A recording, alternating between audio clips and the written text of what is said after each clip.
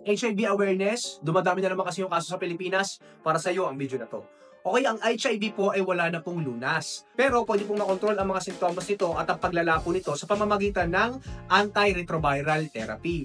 So hindi po to endgame pag nagkaroon po nito. Marami na po tayong treatment options at kailangan lang po ay early detection. So sa mga at risk po ng HIV, tulad na lang po ng mga mahilig makipagtali, may mga history po ng sexually transmitted infection, namumuhay kasama ang HIV positive patient, better po ay pumunta na po sa HIV clinic. Meron po tayong gamot na kung tawagin ay pre-exposure prophylaxis. Ito po ay binibigay sa mga pasyenteng HIV negative, okay, para ma-prevent po ang HIV.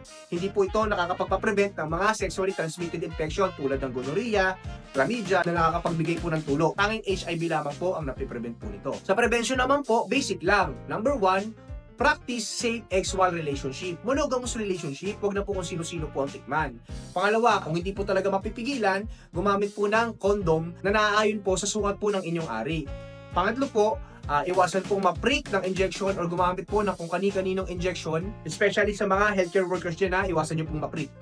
And then, early detection pa rin po, no? Kung meron po kayong kakilala o kayo pong nanonood sa akin ay meron po mismong HIV, better po makapagpa-check na po kayo para ma-prevent po ang paglala po niyan at para hindi na rin po makapanghawa po ng iba. Mag-ingat po lahat, okay?